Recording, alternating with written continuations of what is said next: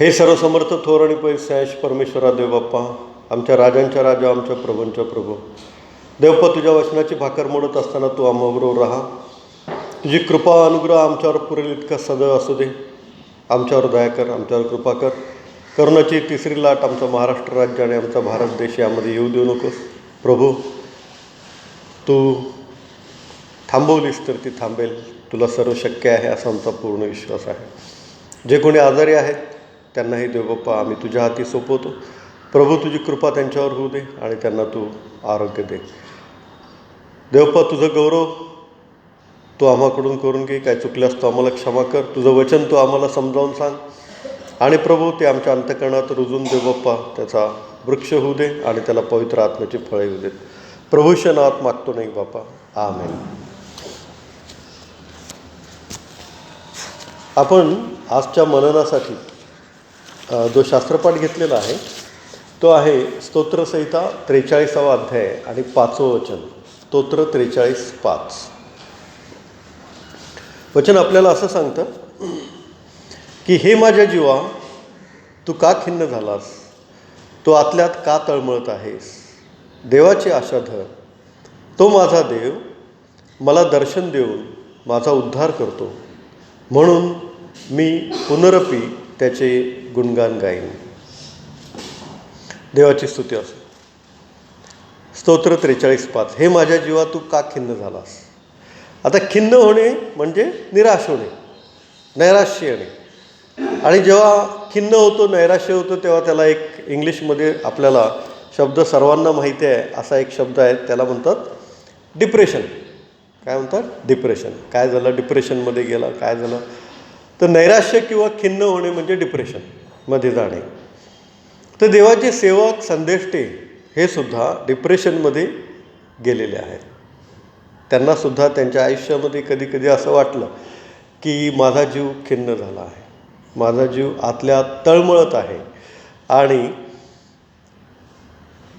त्या स्तोत्रकर्त्यांनी 43:5 जेव्हा आपला जीव खिन्न होतो किंवा जेव्हा आपला जीव आतल्या तळमळतो, तेव्हा एक सुंदर त्याच्यावर उपाय सांगितलेला आहे. तो त्याच वचनामध्ये आहे. तो असा आहे की देवाची आशा धर. देवाची आशा धर. देवाची स्तुती असो. आणि मग या वचनावर विचार करत असताना आपण काही गोष्टी पाहूया. तर 1 शमूएल 17व्या अध्यायामध्ये आपण पाहतो की दाविदाने गल्ल्यातचा वध केलेला आहे. 1 शमूएल 17वा अध्याय म्हणजे पहा, दाविदाला त्याचे वडील, जे युद्ध सुरू आहे तिथं दाविदाचे मोठे भाऊ आहेत आणि ते सैन्यामध्ये आहेत. शौल हा राजा आहे आणि शौल राजा हा इस्रायलचा राजा आहे. आणि दाविदाचे काही वडील बंधू तिथे सैन्यामध्ये आहेत. त्यांची चौकशी कर.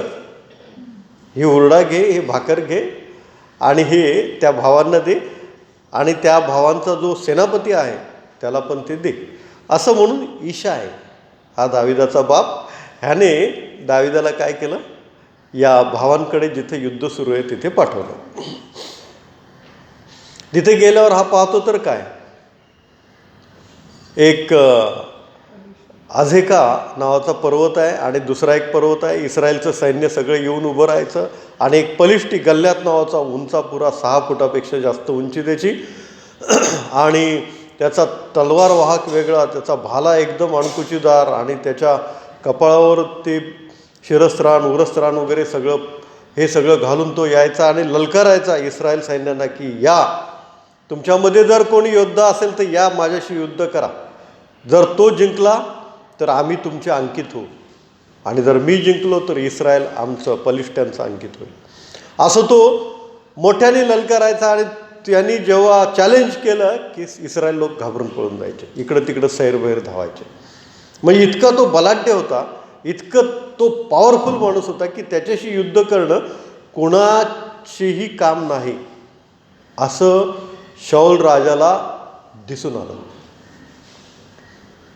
आणि तेव्हा शौल राजाने एक युक्ती केली की जो कोणी या गल्ल्यात बरोबर युद्ध करेल आणि जो कोणी या गल्ल्यात बरोबर युद्ध करून जिंकेल त्याला शाऊल राजा म्हणाला त्याची मुलगी देईल लग्न करून आणि त्याचं घराणं इस्रायलमध्ये स्वतंत्र करेल. असं शाऊल राजाने एक पण ठेवल्यासारखं ठेवलं. आणि दावीद तिथे गेला आणि दावीद बघतो तो हा इस्रायलाच्या सैन्याला तुच्छ लेखतोय. हा गल्ल्यात इस्रायलच्या सैन्याला तुच्छ लेखतोय. म्हणून दावीद 3 वेळा तिथे युद्धच्या ठिकाणी जाऊन बोलतो की इस्रायलाच्या सैन्याला तुच्छ लेखणारा हा कोण? इस्रायलाच्या सैन्याला तुच्छ लेखणारा हा कोण? आणि म्हणतो जिवंत देवाच्या सैन्याला तुच्छ लेखणारा हा कोण? आणि हे एक चॅलेंज केल्यासारखं आहे. दाविदाने त्या गल्ल्यातला चॅलेंज केल्यासारखं आहे. दावीद तर 14-15 वर्षाचा कोवळा सुकुमार मुलगा होता. आणि ही गोष्ट सैन्यातल्या कोणीतरी शाऊल राजाला सांगितली. शाऊल राजाने दाविदाला बोलवलं. दाविदाला सांगितलं की दाविदाला विचारलं की तू काय बोलत होतास? तर तो म्हणला मी माझे स्वामी महाराज मी असं बोललो. असं का बोललास? तर मी युद्ध करू शकतो त्या गल्ल्यात बरोबर. तर तो शाऊल म्हणतो तू केवळ कोवळा सुकुमार आहे, तुझ्याच्याने ते शक्य नाही, तो मात्र कसलेला योद्धा आहे. पण दावीद म्हणतो महाराज माझ्या मेंढरांना कळपातून पळवून नेणारा एक सिंह आणि एक अस्वल यांना मी ठार मारला. ज्या देवाने त्या सिंहाला आणि अस्वलाला ठार मारण्याची शक्ती मला दिली तो देव मला या बेसुंती पलिष्ठीला ठार मारण्यासाठी शक्ती दिली. आणि मग काय झालं? दाविदाला परवानगी दिली, त्याला शस्त्र वगैरे दिली आणि ते सगळं ते शिरस्त्राण वगैरे त्याला जे काय घालायला युद्धाचं साहित्य असतं ते दिलं, पण त्याला चालता पण येईना. म्हणून त्याने ते सगळं काढून ठेवलं. आणि जाता जाता तिथे एक ओहळ आहे, त्या ओहळातून 5 दगड घेतले, त्याच्या बटव्यात ठेवले आणि गोफण आणि काठी घेऊन तो त्या अधिका पर्वतावर गेला. तर तो त्यांनी बघितलं गल्ल्यातनी की हा एक कोणतरी मुलगा येत आहे आपल्याकडे. तर गल्ल्यात म्हटलं की ये तुझं काय करतो? मांस मी आकाशातल्या पाखरांना खायला घालतो आजच. तर दावीद म्हणला ज्या जिवंत देवाच्या सैन्याला तू तुच्छ लेखला आहेस, तो जिवंत देव आज तुला माझ्या हाती देईल. मी तुझं मांस आकाशातल्या पाखरांना आणि वन्य पशूंना खायला घालीन. आज परमेश्वर तुला माझ्या हाती देईल. ज्या जिवंत देवाच्या नावाने मी आज तुझ्या पुढे आलो आहे तो परमेश्वर आज तुला माझ्या हाती देईल. असं म्हणून त्याने एकच दगड घेतला आणि गोफणीमध्ये फिरवून मारला. तो मेंढपाळ होता आणि त्याला ते ज्ञान होतं आणि तो इतका अचूक बसला की एकाच दगडामध्ये त्या गल्ल्यातसारख्या महाकाय माणसाचा कपाळमोक्ष झाला आणि तो जमिनीवर पडला. जमिनीवर पडल्याबरोबर दावीद पळत गेला. त्याचीच तलवार घेतली, याच्याकडे काय तलवार नव्हती, त्याचीच तलवार घेतली. त्याच्याच तलवारीने त्याचं धड शिरापासून वेगळं केलं, त्याचं शिर धडापासून वेगळं केलं, त्याचं मुंडकं मस्तक घेऊन तो पळाला आणि तो शाऊल राजाकडे गेला. आणि मग शाऊल राजा खुश झाला आणि शाऊल राजाने काय केलं? जो काही त्याने पण बोलला होता काय की त्याची मुलगी तो जो माणूस या गल्ल्यातला मारेल त्याला देईल. मग काय झालं? दिली का? नाही दिली. अच्छा, तर बघा आता बायबल काय सांगते आपल्याला. पहिले शमूएल 18:17-19 शाऊल दावीदास म्हणाला माझी वडील कन्या मेरब हिची तुझे लग्न लावून देतो. वडील कन्या कोण? मेरब. आणि दावीद काय म्हणतो? पहिले शमूएल 18:18 दावीद शाऊलास म्हणाला राजाचा जावई व्हावे असा मी कोण? माझे जीवित ते काय? माझ्या बापाचे कुळ ते काय? मग शाऊलाने मेरबचं लग्न दुसरीकडे लावून दिलं, दुसऱ्या मनुष्याशी लावून दिलं. याच्यावरून आपल्याला काय शिकायला मिळतं? हां, तो जो पण केला होता ना तर ह्याने शाऊल राजाने, त्या पणासाठी हा युद्ध केलं नाही, इस्रायलाच्या देवासाठी त्याने युद्ध केलं. इस्रायलच्या देवासाठी, परमेश्वरासाठी आवेशी होऊन त्यांनी काय केलेलं आहे, ते युद्ध केलेलं आहे. ते शाऊल राजाचा पण आणि ते इस्रायलचं घर संपत्ती मिळेल आणि ते त्याची मुलगी मिळेल ह्याच्यासाठी त्यांनी केलं नाही. कारण शाऊलाने त्या युद्धानंतर ऑफर केली त्यांनी ती नाकारली आणि मेरबशी त्यांनी लग्न केलं नाही. आणि मग शाऊल राजाकडे कोण राहिला? दावीद, एक सेनापती म्हणून राहिला. तो जिकडं जात असे तिकडं परमेश्वर त्याच्याबरोबर असे आणि तो युद्धामध्ये यशस्वी होत असे. आणि युद्धामध्ये यशस्वी व्हायचा, सगळीकडून युद्ध वगैरे जिंकून यायचा तो, आणि लोक त्याचा जय जयकार करायचे. त्यामुळं शाऊलाची दुसरी कन्या मिखल हिचं दाविदावर प्रेम जडलं. ते आपल्याला पहिले शमूएल 18 अध्याय 20व्या वचनामध्ये पाहायला मिळतं. ते वचन असं आहे, शाऊलाची कन्या मिखल हिचं दाविदावर प्रेम जडलं, असं लिहिलेलं आहे. शाऊलाची कन्या मिखल हिचं दाविदावर प्रेम जडलं. आणि मग शाऊलाने पुन्हा जेव्हा ऑफर केली की मिखल बरोबर लग्न लावून दे, तेव्हा पण दावीद पहिले नको बोलला, परंतु नंतर दाविदाला एक अट घालण्यात आली की एवढ्या एवढ्या बलिष्ठांना मारलास तर. आणि मग दाविदाने त्या बलिष्ठांना मारलं. आणि मग दाविदाच्या पण लक्षात आलं की मिखलचं ते त्याच्यावर प्रेम बसलेलं आहे, आणि म्हणून दाविदाने मग मिखलशी लग्न केलं. देवाची स्तुती असो. मिखलचं दाविदावर प्रेम होतं आणि दाविदाचं पण मिखलवर खूप प्रेम होतं. आणि नंतर काय झालं, शाऊलाने 1000 विण दिले आणि दाविदाने लाखो विण दिले. असं स्त्रिया जेव्हा बोलल्या तेव्हा शाऊलाचा राग एकदम मस्तकात गेला. शाऊल त्या दाविदाचा द्वेष मत्सर करू लागला. भाल्याने भोसकून त्याला कधी ठार मारीन असं शाऊल राजा म्हणू लागला. 2दा त्याने प्रयत्नही केला, दावीद त्याच्या हातून निसटला. शेवटी दावीद ज्या घरात राहत होता मिखलबरोबर, त्या घराच्या भोवती त्यांनी काय केले, पहारे ठेवले. आणि रात्री पहारे ठेवूया आणि सकाळी उजाडताच त्या दाविदाला ठार मारून टाकायचं, असं शाऊल राजाने काय केलं, ठरवलं होतं. आणि मग मिखलनी बघितलं की घराच्या भोवती पहारे बसलेले आहेत. आणि मग मिखलनी दाविदाला सांगितलं की जर पहाटेपर्यंत तू इथं थांबलास तर निश्चितच तू मारला जाशील, तू त्वरा कर आणि पळून जा.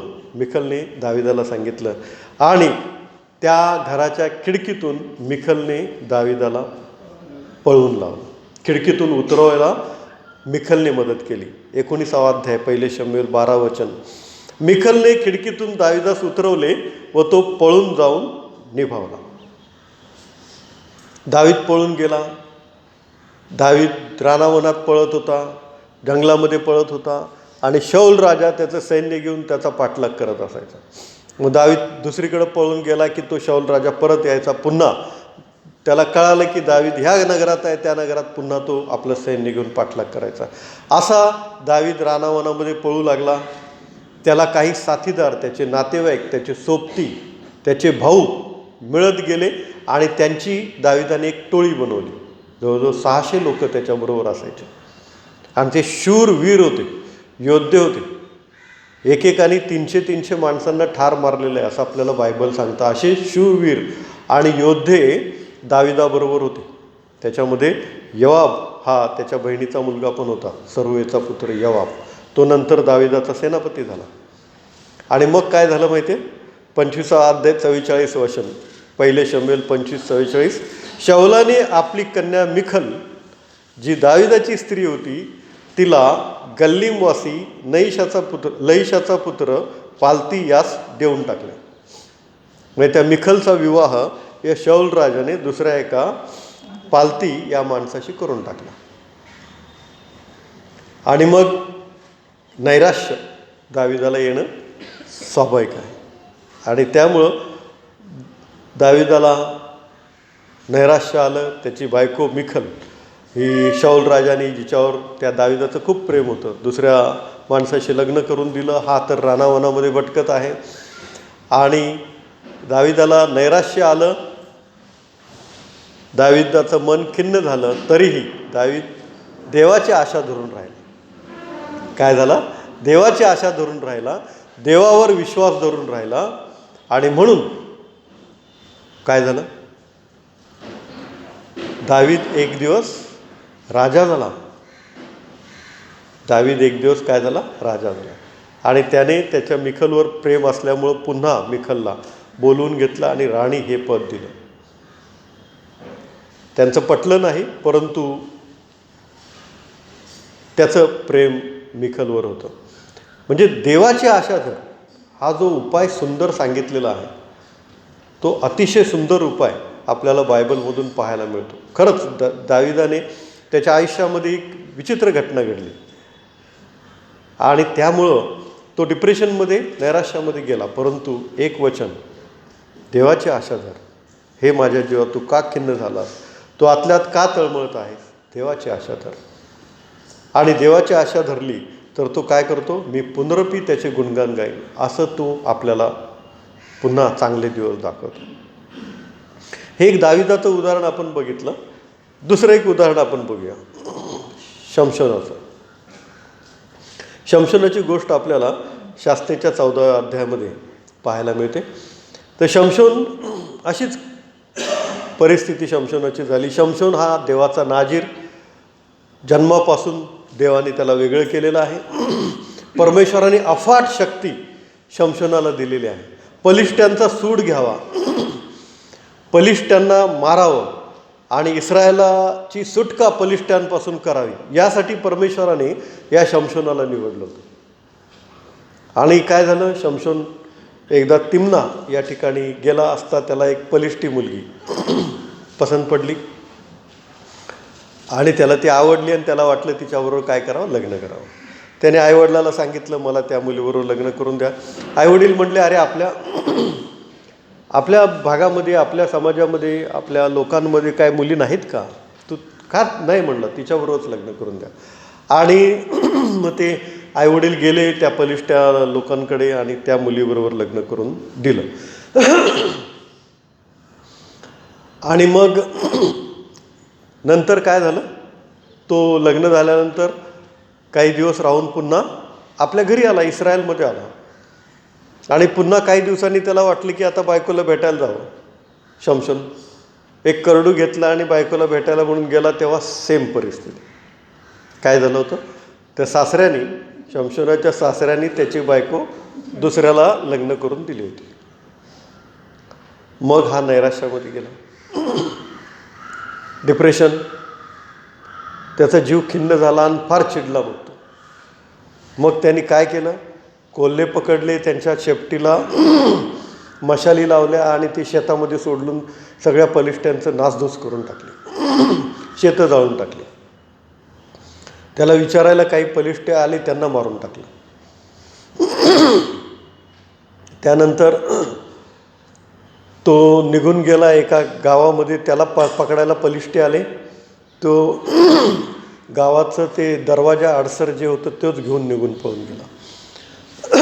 पुन्हा एका ठिकाणी आहे शमशोन, असं जेव्हा कळालं तेव्हा पलिष्टी त्याला धरायला आले. तिथे एक गाढवाचं जाबाड होतं, ते हातात घेऊन त्यांनी जवळजवळ 1000 पलिष्टी मारले. मग हे जे नैराश्य आहे, त्या नैराश्यामध्ये तो रागामध्येच होता, परंतु देवाने दिलेली ताकद होती, तो त्या पलिष्ट्यांविरुद्ध वापरत होता, असं झालं. पण पुन्हा या नैराश्यामध्ये त्याने आणखी एक चूक केली. तो दलीला या स्त्रीच्या नादी लागला आणि दलीला या स्त्रीने त्याचा घात केला. ती पण बलिष्ठ स्त्री होती.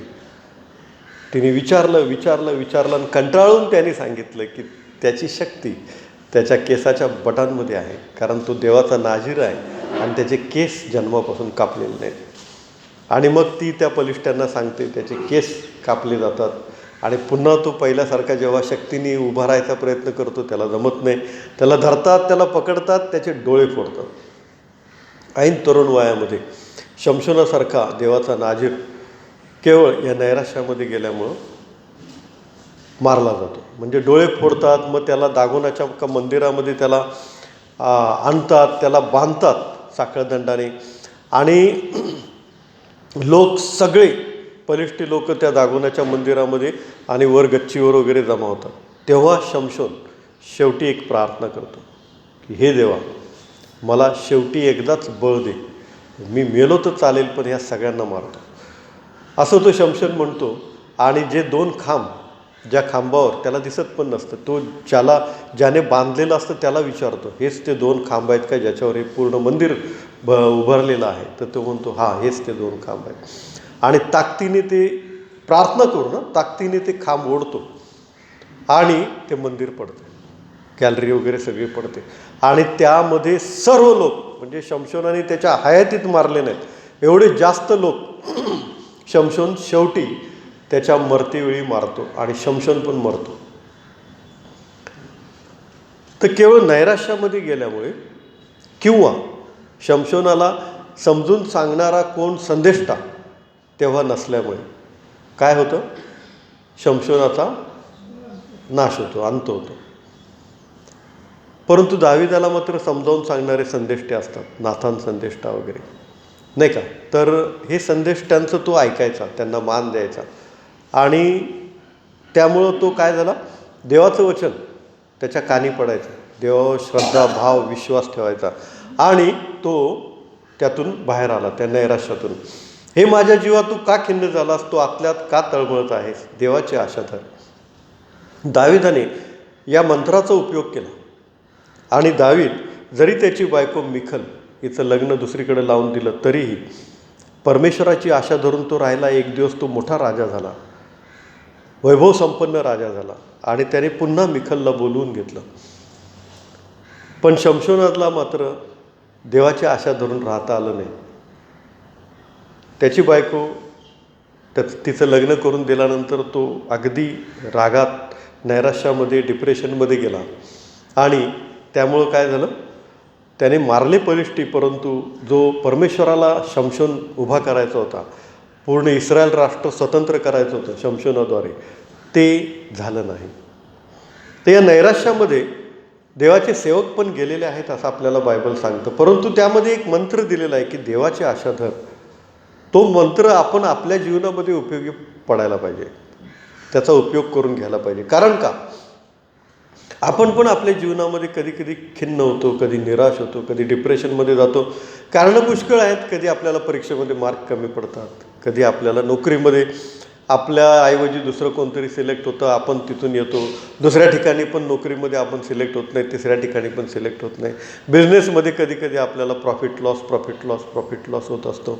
आत्ता गेल्या आठवड्यामध्ये बघा, नागपूरमध्ये एक माणूस, त्याची बायको, 2 मुलं, सगळ्यांनी आत्महत्या केली. तरुण होते, 35 years old, आणि मुलं पण 2 छान गोंडस होती. त्यांनी आत्महत्या केली. म्हणजे याचं कारण काय, नैराश्य, डिप्रेशन. काय नोकरीमध्ये काय लॉस झाला किंवा बिझनेसमध्ये काय लॉस झाला किंवा कर्ज आलं, कर्ज फेडता आलं नाही, या गोष्टी आपल्या जीवनामध्ये येतात. पण एक मंत्र लक्षात ठेवायचा, देवाची आशा धरून राहा. ती देवाची आशा जर आपण धरली ना, तर देवबाप आपल्याला त्यातून सोडवतो. बिझनेसमध्ये लॉस होईल पण पुन्हा प्रॉफिटचे दिवस येतील. नोकरीमध्ये कधी आपल्याला नाही प्रमोशन मिळणार, दुसऱ्यांना मिळते, मिळू दे, कधीतरी आपल्याला मिळेल.